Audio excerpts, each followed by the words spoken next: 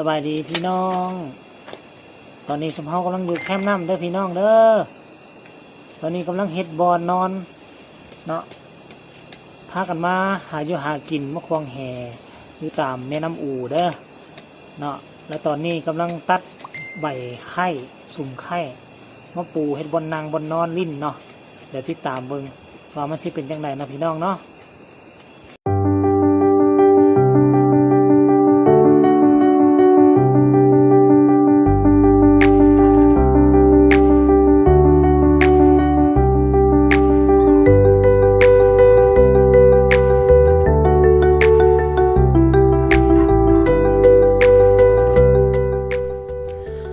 กฎของการสิมาเฮ็ดตูบโดยอาศัยใบไม้โดยเฉพาะใบไข่อยู่ตามแคมน้ำในช่วงฤดูหนาวนี่ให้ระวังที่สุดพี่น้องนั่นก็คือบงไข่เนาะในค่ำคืนนี้คือกันเนาะสมเฮาก็บ่คิดบ่ฝันว่ามันสิมีบงไข่หั่นนะสมเฮาก็ตัดใบไข่มาปูเฮ็ดที่นอนบัดนอนไปแล้วเจอบงไข่เต็มๆพี่น้องบงชนิดนี้นี่น้อยๆซ้ำปลายทูนี่แหละบางตัวก็สิน้อยกว่าปลายทูซ้ำไม้จิ้มแควนี่แต่ว่าขนของมันนี่มีพิษถ้ามันไปถึกใส่เสื้อเฮานี่คนเดียวเท่านั้นเนาะคันหมดทั้งตัวเลยพี่น้องนี่คือข้อควรระวังเด้ออันที่สองมาก็คือระวังจะอยู่แคมป์น้ำหลายเพราะว่าน้ำนี่มันถือกำหนดโดยเขื่อนเนาะและม่องนี่แหละเป็นม่องที่สมเฮาจะมาล่าป่าในคืนนี้เนาะน้ำค่อนข้างว่าน้อยช่วงนี้ย่างข้ามก็หากพอได้อยู่เนาะในมื้อนี้สมเฮาพากันมา2คนแล้วสมเฮาใส่แหเนาะตอนไปควงนี่อาจจะบ่ได้ถ่ายดอกเพราะว่ามันบ่ให้จับกล้องให้เนาะเดี๋ยวสิตัดตอนไปมองที่สมเฮาถ่ายให้เลยเนาะ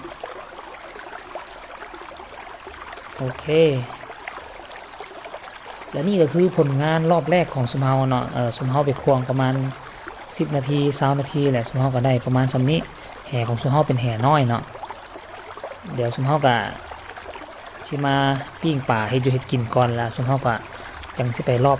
ที่2เนาะเป้าหมายของสมเฮามื้อนี้ก็สิประมาณ 6:00 นปานแหละจึงจะได้เดินทางกลับ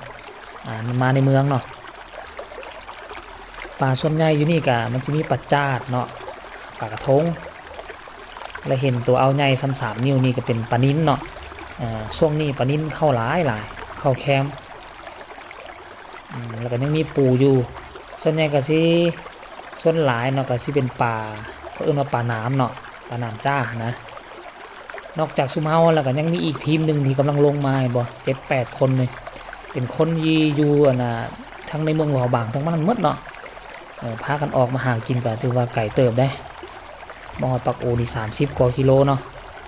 เบิ่งแสงไฟเขาเจ้าลงมาก็ฮู้แล้วว่าคนหลายเนาะเป็น10กว่าสายเนาะโอ้สุดยอดเลยได้เวลา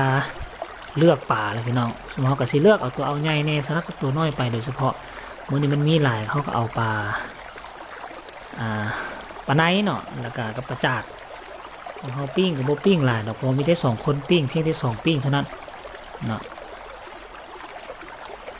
วันนี้กินข้าวกันพี่น้องตอนนี้ก็คือปลาที่ซุมเฮาหามื้อนี้ปลาที่ซุมเฮาหาสดๆแล้วก็ปิ้งสดๆนี่มันสิมีความแตกต่างจากปลาที่เฮาหาแล้วเฮาเดินทางไกลไป 2-3 ชั่วโมงเนาะเพราะปลาตัวนี้เอาออกจากน้ำแล้วมาปิ้งนี่มันสิมีความหวานเนาะเนื้อแน่นพอเขากินข้าวเราสมเขากับบุกนักเลยบ่ได้ถ่ายคลิปให้พี่น้องเบิ่งเนาะหลังจากนั้นตื่นเช้าหลังจากที่สมเขากลับมาฮอดเฮือนแล้วก็อันนี้ก็คือผลงานที่สมเขาได้มื้อคืนนี้เนาะนอกจากที่อยู่นี่แล้วก็ยังเอายายให้พี่ให้น้องทั้งข้างเฮือนอีกตื่มผู้ละถ้วย2ถ้วยนะแล้วก็เก็บไว้ซำนี้เพราะว่าตู้เย็นของสมเขามันน้อยเด้ก็เลยว่ารักษาไว้ซำนี้แหละเพราะว่า 2-3 มื้อเฮาก็ไปอีกเทื่อนึงเนาะอันที่เหลือมากก็เอามายายแบ่งปันกันกินเนาะตัวใหญ่สุดก็ประมาณ3นิ้วนี่พี่น้องแต่ว่าส่วนใหญ่ก็สิมีแต่ปลาตัวซัมโป้และปลาหนามอย่างต่างๆปลาคังลายโดยเฉพาะคือปลาหนามเนาะเขาเอิ้นว่าปลาหนามเอี้ยความหมายของเอี้ยก็คือปลาหนามจ้าเนาะเพราะมันจ้าเฮาเฮ็ดได้ก็ได้มันเนาะนอกจากที่เอาไว้นี่แล้วก็ยังใส่สั้นแข็งอีกตื่มเนาะมันตู้เย็นน้อยเฮาก็เอามาสัก3-4กับจังซี่แหละเนาะคลิปนี้ก็เอาสั้นๆเพียงเท่านี้แหละพี่น้องเดี๋ยวถ้ามีคลิปหน้าว่าสมเฮาได้ไปอีกก็สิได้ถ่ายเก็บกับบรรยากาศ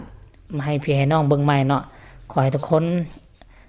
กดติดตามให้แน่เพื่อเป็นกำลังใจให้พวกเฮาเติมเนาะเพราะว่าสิ่งสำคัญได้ถ้าว่าทุกท่านเบิ่งแล้วบ่กดติดตามนี่การงานการเฮ็ดคลิปของสมเฮาก็ เดินบ่สะดวกเนาะโอเคเนาะสำหรับคลิปนี้ก็ขอจบเพียงเท่านี้ก่อนสบายดีบ๊ายบาย